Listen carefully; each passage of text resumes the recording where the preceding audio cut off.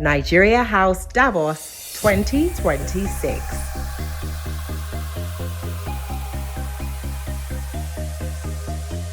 Again, ladies and gentlemen and dignitaries, it is great to have you here for this panel session. I will like to invite my first panelist. He is a Guinness World Record holding DJ. And if you were not here last night for our amazing night, you really missed out because we had some real superstars in the building. And this DJ was on deck and he really did do a thing in Davos. Please, I'd like to welcome our cultural icon with 18 plus years performing globally alongside stars like Burna Boy and Davido, the founder of Lagos renowned Obi's House. He has definitely revolutionized nightlife and entertainment. Please put your hands together as I welcome Guinness World Record holding DJ Obi. Hi, Obi. It's great to have you here. Thank you. Morning, everybody. Obi, you've performed across the world and you understand the economics of live entertainment. Which parts of the live music value chain currently export the most revenue, would you say? Our music, definitely. Our music is gold right now, mainly because we're running things by ourselves and we can control how we move around. Not much of any government regulations going on with our entertainment, which is a bonus, but we do need the extra push and extra cosign from the Nigerian government. And our music takes us into places that no one else has been able to take us into the rooms of the Grammys, Emmys, and definitely major concert venues around the world, courtesy of whoever's touring at the time. So that's one of our major exports right now. Yeah, absolutely. And if even if you want to say you've never heard of a Nigerian person before, you've definitely heard the music. Yes. Yeah. So what kind of music infrastructure would you say, like venues, touring circuits, festivals, does Nigeria need to build so more entertainment revenue stays within our borders? We definitely need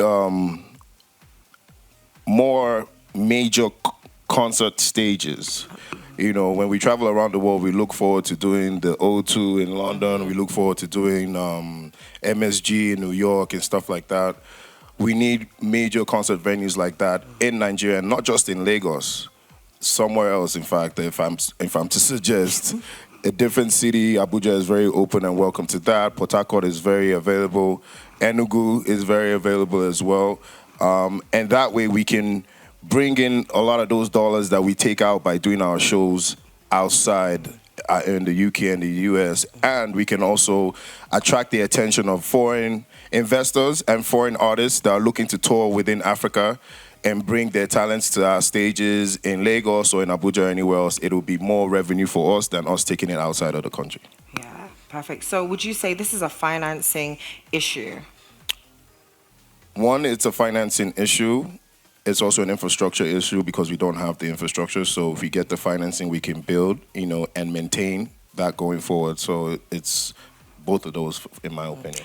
And you might think, maybe some people might think that entertainment is a risky business to invest in.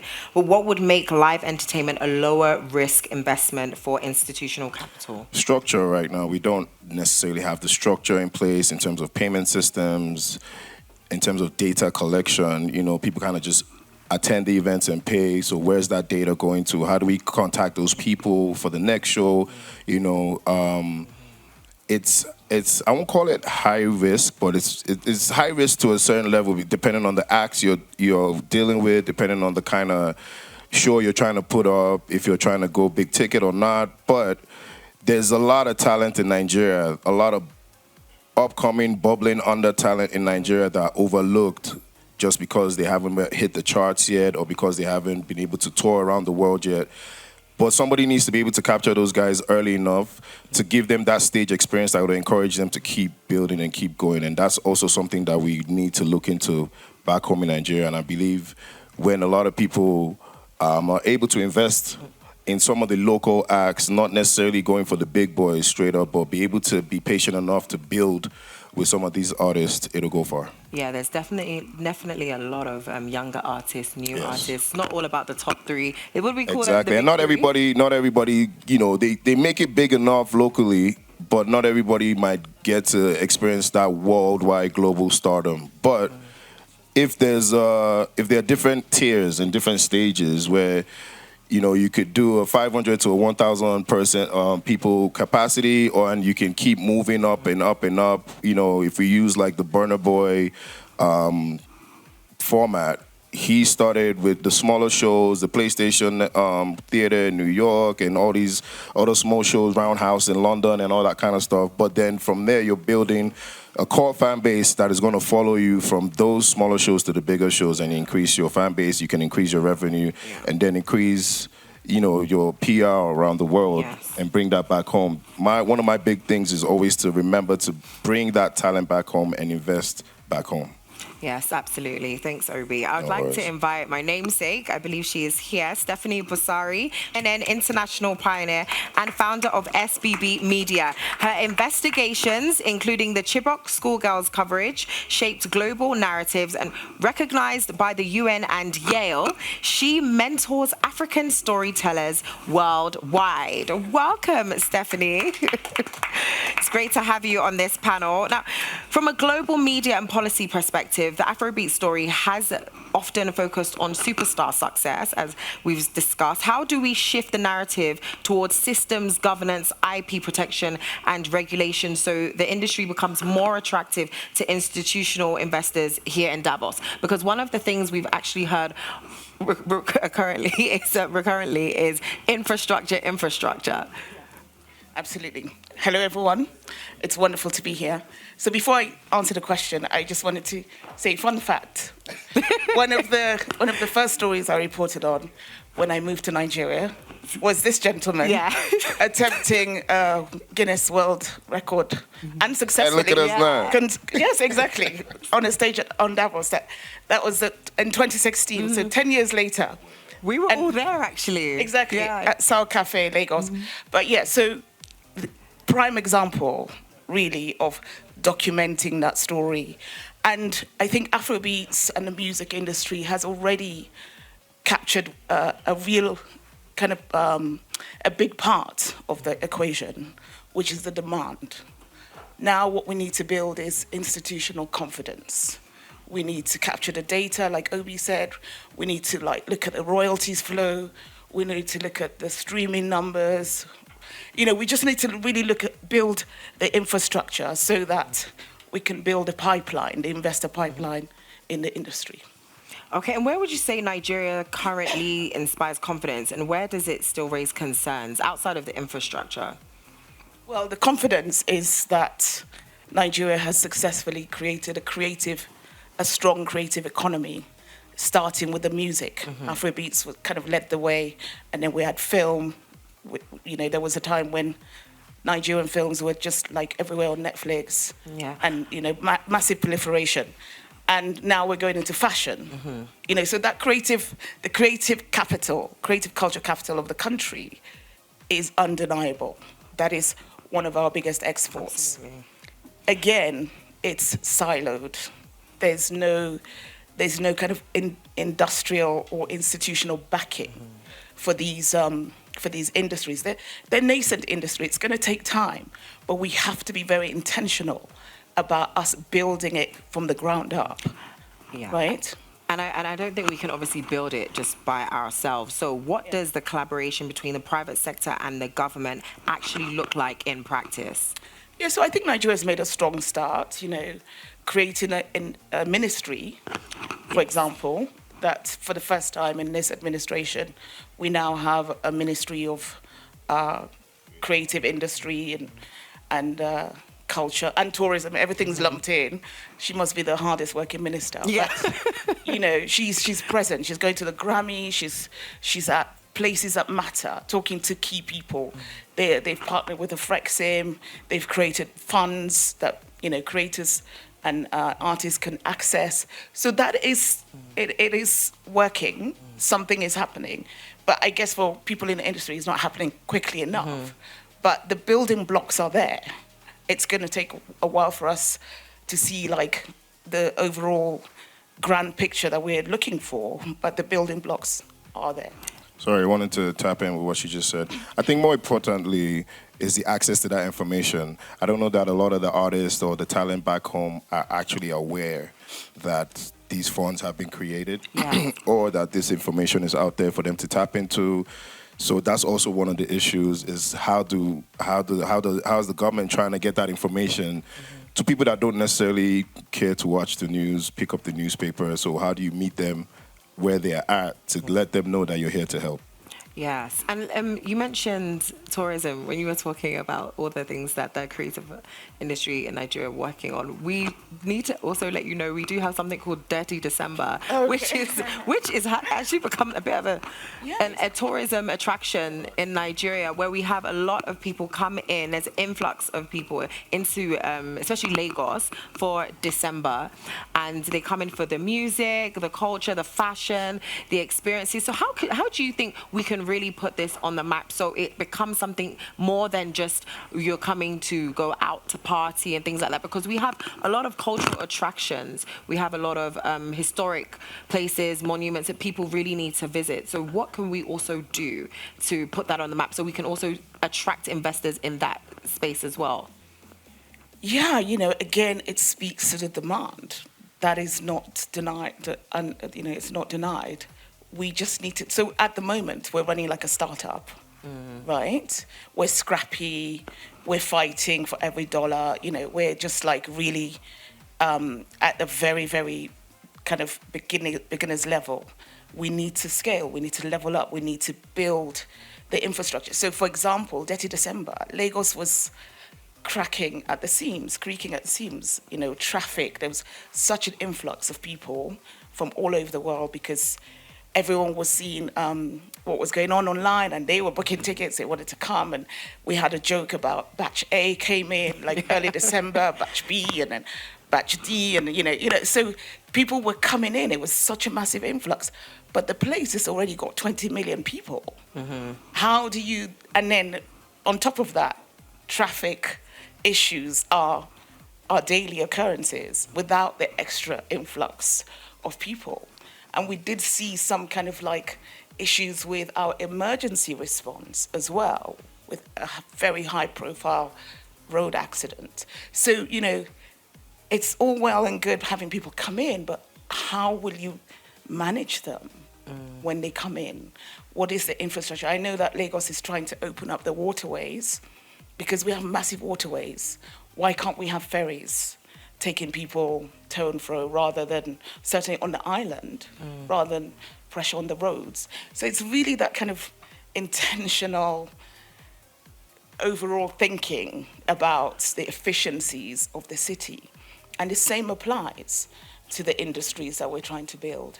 We need to start thinking like global businesses, reporting structures, the data, the revenue reporting, because that's when global investors will take an interest, because they like to see those reporting structures. Yes, that's actually a great point. And thinking about the job, so we boast about the number of people that we have in human capital, but how can we actually create high quality jobs like technical services, branding, logistics, and data, not just celebrity careers? Because we've spoken about creating, the likes of the big three. That's Burna Boy was good. There's a big four. It's debatable because we have It's a big four. It's the big four. Yeah, Olamide is always there. You always have to put Olamide on that list, please.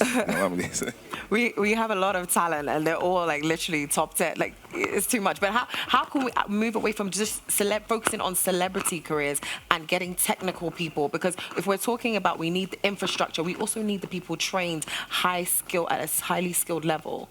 Yeah. Do you want to take that? The big three thing threw me off. Give me the last, because I was thinking, why is it Olamide? On side note, though, seriously, why do we skip Olamide on all these? So how big can the things? Afrobeats model be sustained with high quality jobs? Gotcha. Okay, right. So creating the structure, honestly, because there isn't one right now. But I want to say in Lagos State's defense that for Dirty December, they actually did reach out to a bunch of the stakeholders in the entertainment industry and hospitality, and we all came together to discuss how we can, decongest Lagos, for lack of better description, and figure out ways to, like zoning and how we can ease up on traffic. And LASTMA was very involved. The Nigerian police was very involved, so kudos to them. And the commissioner for tourism was very involved as well.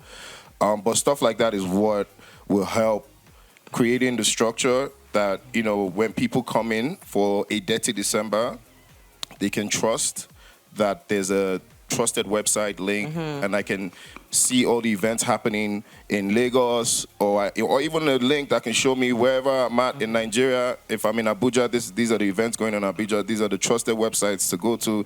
These are the trusted payment systems to use, because all of that will also help us gather this data so that we know these numbers are actually real.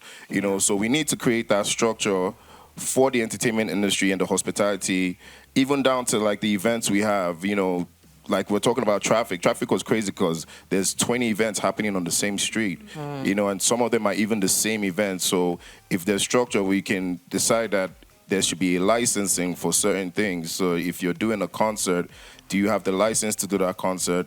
Let's check to see if somebody else is doing the same type of concert in the same axis, so that we can divert traffic to go through the different ways. So I feel like if we sit down as an industry to create the different structures that we need to power this, we have the solution. Yeah. Did you want to piggyback off of that? Yeah, I'm just thinking also in terms of like, excuse me, diaspora engagement.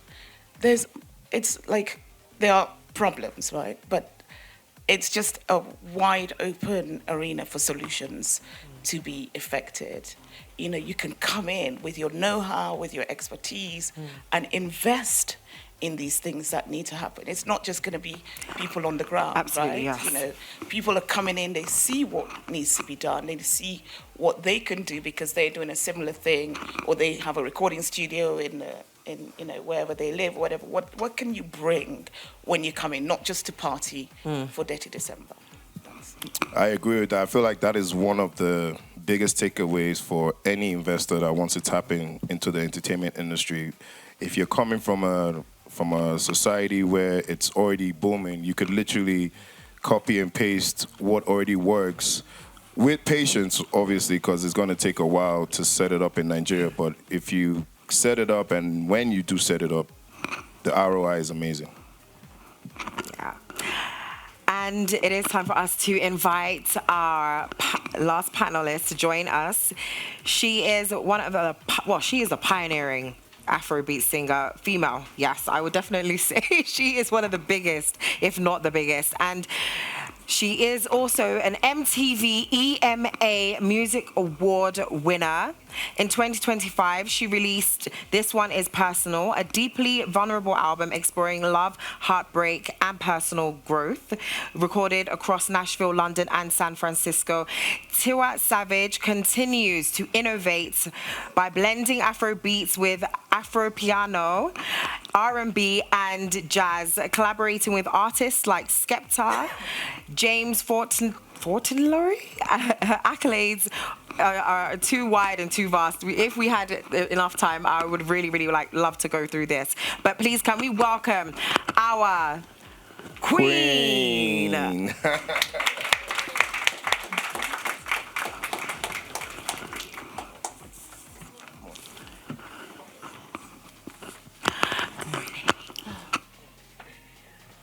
Okay, it is now time to get into it.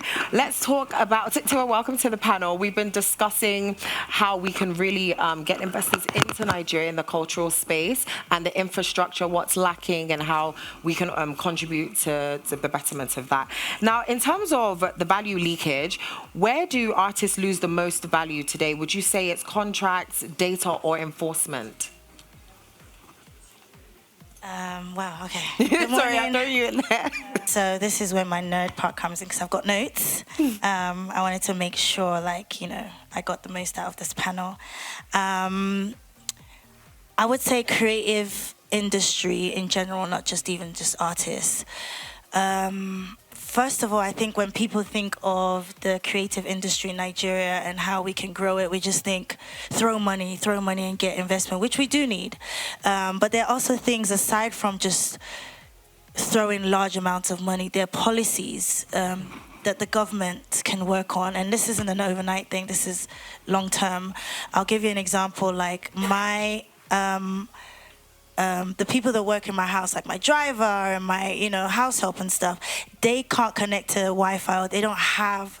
They can't afford data until they come and work with me. So when they go back home, they're not on their phone using data. So when they come, they obviously connect to my Wi-Fi. Now, if data was affordable by the average person in Nigeria, something that sounds simple but isn't. But if something like that was affordable, do you know how many streams we would get? Because we have the number. We have the numbers and we have the demand. So if even just that was to, if we could tackle that, I don't even think, when we talk about Africa to the world, I don't even think that would be the question. It would be the world to Africa, because we have the number and we have the demand, and we know that, when we open that, it opens up other industries as well. So that's one of the things that I think that we could work on for the creative industry. Another thing is building infrastructure where we could collect and really identify the loopholes with royalties with artists specifically. How do you get paid when your song has been played on radio in Nigeria? That's a good point. Yeah. Yeah, it's not just about Apple and Spotify and Audiomack. How do we, or how do actors, really get the end result from like movies and streams and stuff like that on YouTube? Yeah. Yes, because that's a good point, because at the moment, once you're paid as an actor, that's it. Yeah. And then you see the big producers, saying, "Oh, we made 25 billion, Right. this million." I've just 100. What you say, 25? you need to start acting in this. And that could be fine. 2 billion. You see 1 billion in the box office, but then Right. the creatives in that value chain, the food chain, they're like, "Whoa, we didn't get paid that." And then should there be? So maybe there should be like a contract where it's like, okay, if you make a certain amount, maybe there's a percentage that should still go to these creatives. Yeah, go ahead. But, I was gonna say, I mean, in that situation, it's contracts, and from that standpoint, it's more of the talent than anything else. You have to have an amazing lawyer that's gonna check, look for those loopholes to be able to, score you the right contracts, to tell the movie director, okay, if Tiwa's gonna do a movie, she's gonna appear, you're gonna pay her, but everything that you're making from Netflix, she's gonna take this and this and this and that. Some people just, due to certain situations, want that upfront cash, and unfortunately, when the veil falls and they've used the cash to sort out whatever immediate bills they need to sort out, by the time the movie is climbing and making money, you're looking like you made nothing. So sometimes the contracts depend on the talent and their representation. Yeah, so you'd say it's negotiating power. Exactly. Okay, and in terms of ownership, what's the bigger issue? Is it ownership or negotiating power? I'll say both, honestly speaking. I think we've tackled the bootlegging issue in Nigeria to a certain extent, at least for music, and thank God for the DSPs and all of that. They were able to shut down Alaba a while ago, but it's all of that. It's being able to show that you own the product or the content or the music, getting the royalties adequately, like Tiwa is talking about. But the negotiating power comes before all of that. You have to sit down with the right people in the right rooms to negotiate the right deals for yourself or for your company or for your talent, if you're management representing, and then you can enjoy the benefits of what you own. Yeah, So I think with the Alaba situation, I was fortunate enough to grow in both eras. So I started off in the Alaba, and then I'm now in the streaming era. I think it's just two devils. But I think they're both. Honestly, should I say this? Oh God, Tiwa, I just think they're both as bad. Because I remember back then you'd go to Alaba and they'll say, "We can only give you this because we predict that you're only going to sell this amount."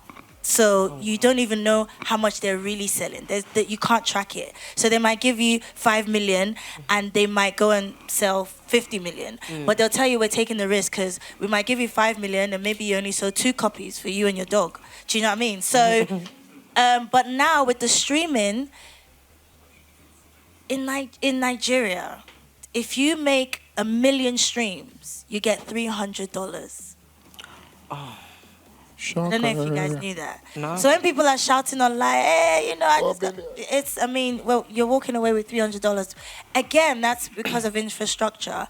In Nigeria, Spotify and Apple usually charge a monthly subscription of 85 cents or something. But in places like Sweden and US, it's about $10. You know, so obviously there's less revenue. So the artists and the creatives are gonna get less, which is why it goes back to governance and policies and making data affordable. So it's not, I know we're on this panel and we're supposed to be asking for money, and trust me, we all need money. But before we even get there, I think there's some things that we need to look at, which is always governance and education. I think we need to educate ourselves. Obi said it brilliantly with negotiating contracts. Do we really have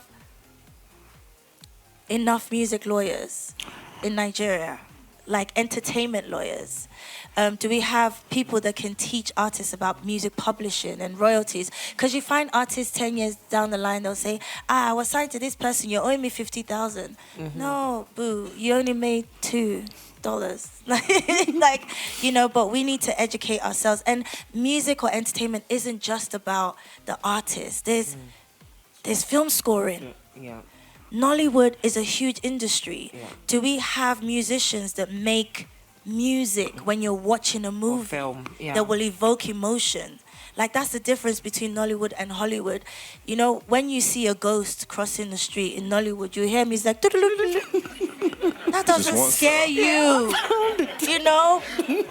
This is where film scoring comes in. You know, we have music therapy, where you have music that works with children with, ADHD and Down syndrome. The music industry and the creative industry is so big that it could be such a huge industry. And I think you touch on education. So it's obvious we do need a lot of more creative schools in Nigeria as well for people in film and music.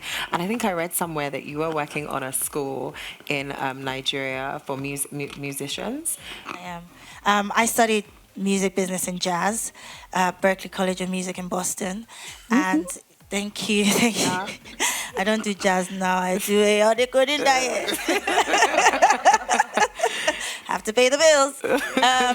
But that was an incredible experience for me, getting a scholarship. I couldn't afford to go there, but I got a scholarship. And when I got to Berklee, I noticed that they have different scholarships, like the Quincy Jones, the John Mayer, different artists that have been there. And I thought, wow, I need to create a Tiwa Savage scholarship for the talent in my country.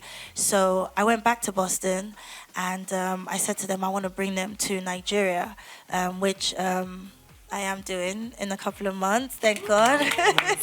But yeah, I wanna give scholarship to students or creatives to just find different avenues to build our industry. I'm so passionate about Nigerian industry, not just music, Nollywood, fashion, food. We haven't even touched on food. When we talk about, when you go to England, the most popular dish there is Indian.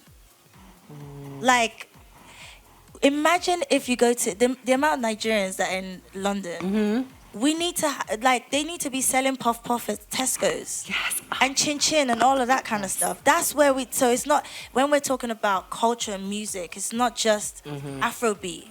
It's bigger than us. Yeah, and I think definitely collaborate together. So Nollywood is doing that with music, but food? We need to collaborate. Food, music, Nollywood, fashion, all together. I think this has been an amazing panel, and I'm sure some of you do have questions, so we will like to go into the Q&A section. If you have a question, please raise your hand. This was really insightful. I think my question really captures the journeys we've had in the creative sector. I've known Obi for as long as Sal Cafe. That was where I started my startup at the time. What used to work for my sister, and we're doing your iced tea. So, but it was good because that was the cheapest and the item at the time, and they always insist that we had to buy. But I mean, it was good. And then you were a little ahead of your time, though. Being a pioneer, before breaking Guinness Book of Records became a thing 3 years ago, you did it and then moved on. But just seeing the incredible resilience that have kept you going, just wanted to check in on DJing as an industry, something that is now, you have a younger cousin saying, I want to be a DJ. And his father is calling you like, you're in creative industry. Should we risk him? Because at the end of the day, nobody knows where the job goes, right? You're transforming almost into a platform where you're powering other DJs. But just wanted to check in on the career age, the future of DJing in Africa, with all the limitation of performing spaces that we have. Everything is a hotel. I only do Cavemen once in a year. And that's the Murokola Park. So maybe there is something about DJing that we're seeing. It's now there's no curriculum for it. You are the curriculum. So where are we going from here? I thank Tiwa what she's doing. So I'd like you to speak to that. So I'm very, very inspired by you. I think the resilience of keeping your career this long and then surpassing expectation. Nigerians are. I love our people, but they're not very nice people sometimes. Right? Yes, they're not nice people. And trust me, but you've survived even harsh moments. But just even looking at you're moving into legacy, how have you kept it going this long? My dearest, beloved Stephanie, all right. I've also followed your work, and you made Chibok a big sensation, right? And brought global attention to that. But you're transforming into a point where you're going into a media company. Can you just share some of the wins and challenges you've had in fundraising? Transforming from someone who worked for CNN to becoming a media person that wants to own your IP, want to build an industry and to create wealth for Africa. Just walk us through that. So, career age, I started DJing 2005, so I've been doing this now, 20 last year. All right. Throughout that journey, I understand the cousin comment because then again, African parents, they want to know that you're going to be safe when making a career choice. DJing is amazing. It's great. It's very lucrative, but it really just boils down to the individual. You can't let the vices that come with the job distract you and get carried away. So for me, coming from Boston, where Tiwa did Berkeley, but not at Berkeley, we get to see the structure. And that was one of the things that I paid attention to because I was in the nightlife space, but at the same time, I'm dealing with my colleagues that are students as well or already working their 9 to 5.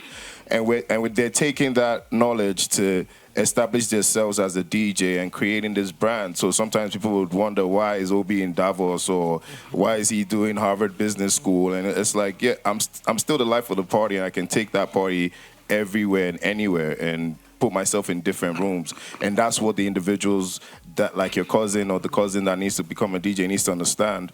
It's not just about the party. The party comes with DJing. What else can you do? How do you now transform to the next Tiesto of Africa and stuff like that? Because we have people like Black Coffee making 200K a gig. I call that house money per gig. You know what I mean? Like, so you're going around. Is he building, single? Yeah. Actually, no, he's not. But seriously, like, most of the time, especially coming from the continent, a lot of people see DJs and entertainers as the service people of the party. So you leave us in the background or something like that. But now we're coming front of stage, and we're letting you know that we are businesses, we are brands, we're building brands, not just DJ such and such that's gonna do the party in the back, and you might not feed him, and you might not even consider giving him anything. But if it's a personality that you're gonna respect or a brand you're gonna respect, you're gonna treat that person with respect. And that's, if you treat yourself with respect and your brand with respect, everybody else will follow through. And that's kind of what I've done for myself. And in terms of bringing it back home, I am the same way I'm telling you guys about the copy and paste. I really just brought it back to Nigeria to say, this is what I'm going to do. And I gave myself the 10-year plan, the 5-year plan. I've been able to hit the mark for DJ Obi, and I've been able to hit the 5-year mark for Obi's House, and we're going into other things. So in line with what someone like Tiwa is doing, I'm creating the next stage for entertainment and Afrobeats in Nigeria. So if you're looking to invest, we can talk in a deal room. Obi's You feel me? Obi's House is going to be the next biggest stage that's coming out of Africa and is coming from Nigeria. Yeah. Amen. Thank you. Amen. Stephanie. So thanks for the question, Freddie. You've always been a great supporter. So going from a 25-year career in international media to now owning media agency communications, you people didn't warn me. So, being an entrepreneur is not easy, but the transition, I'm happy to say, has been so far successful. Now, instead of just building this kind of startup business, it's about scaling, becoming an IP myself. You know, Stephanie Basari creating a kind of global media platform that can one day rival CNN. Why not? You know, we need that on the continent. We're always framed within the Western lens in terms of our coverage, and so I see it as my responsibility as someone who's had the kind of career that I've had in international media to build that. And one of the things I'm doing is create an academy to skill up young people, to give them the skills that I've learned in the course of my career. But creating an IP where we have a creative studio, we were talking about this yesterday, a creative media studio where we have the whole kind of value chain of media, documentaries, films, books. I published a book last year chronicling African women's journeys. That 43 African women had a chapter. Tiwa's going to be next, she doesn't know it yet. But so, and that was really well received, you know.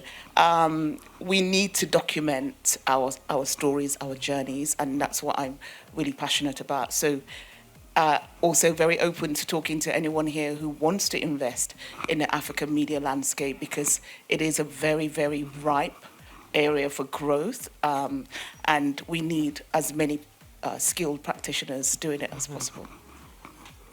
Yeah. Good morning, everybody. My name is FX. Just a quick 1 minute one. You know, there's no business like show business. I've been on stage professionally for 26 years as well. And then when I started, my dad didn't understand why I was going to be an MC or comedian until I was paid and I gave him the money. And from that day, he started calling me that nickname.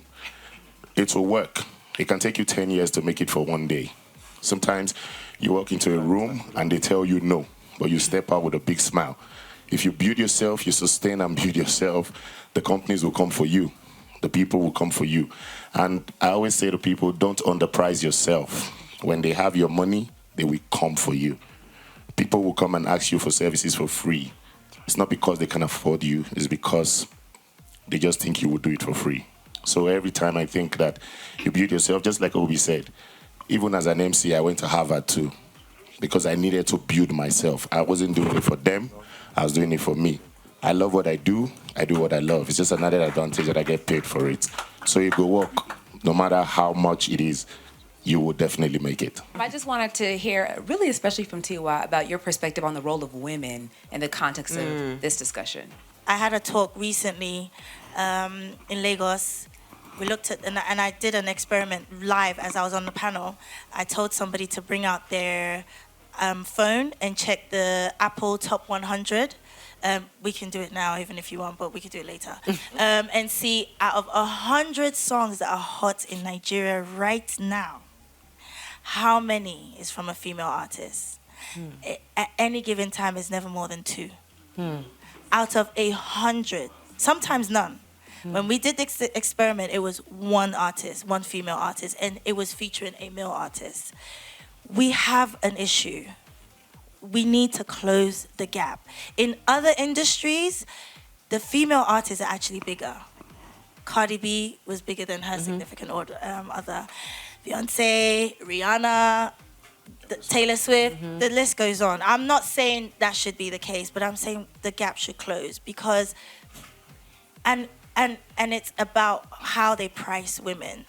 If you book a woman to be a producer, a director, a DJ, she's always paid less than 30%.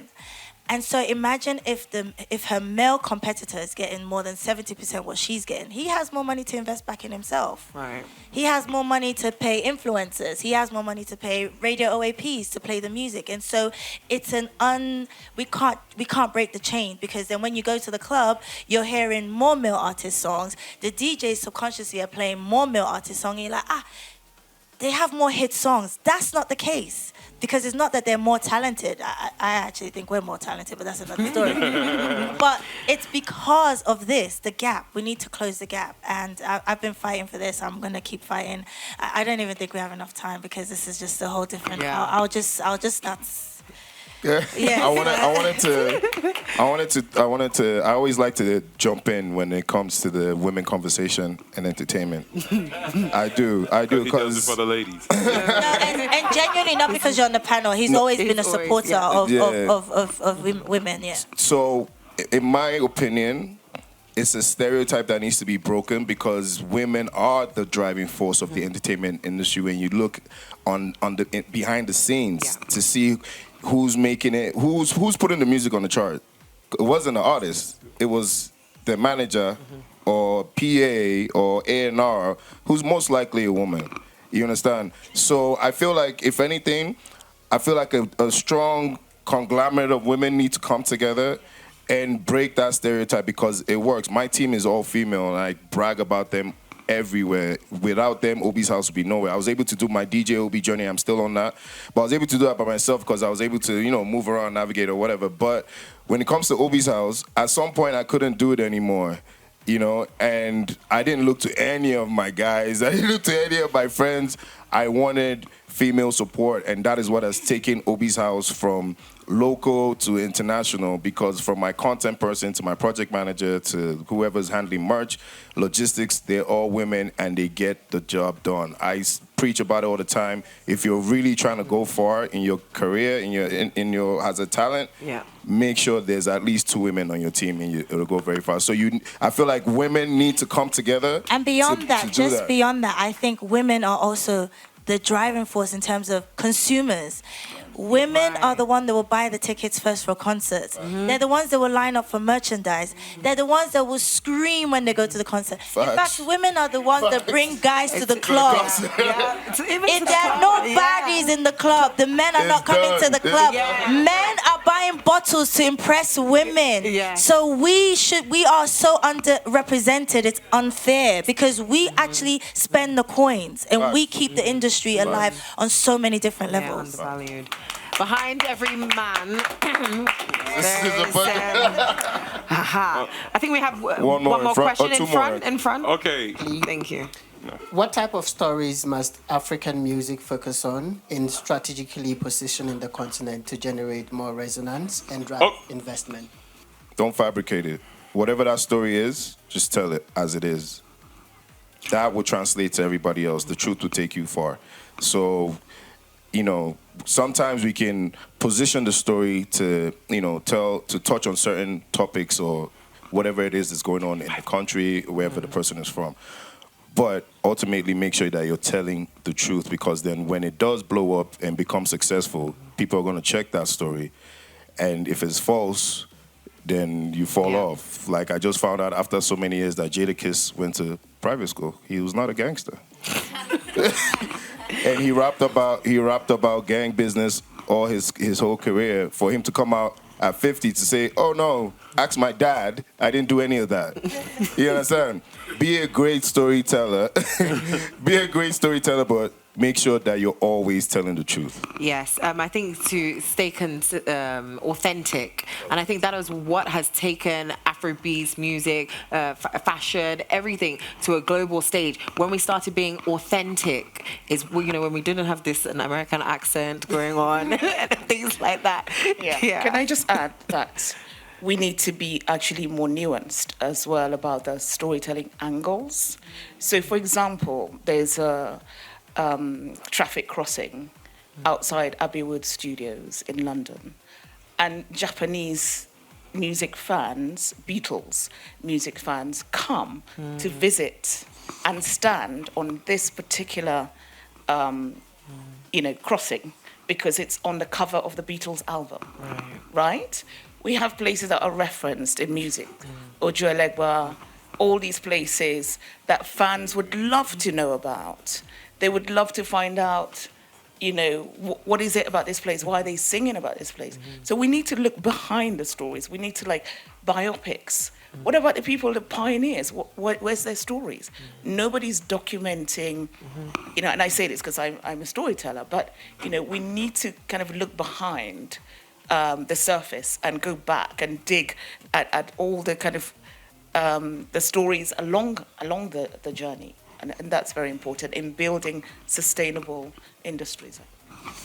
Thank you. I think we have one more All right. question. And my question has to do with what role do you see technology playing, you know, being at Davos and all this conversation about AI? And we also know Nigeria has a budding, if not booming, technology industry. And how can they also assist in?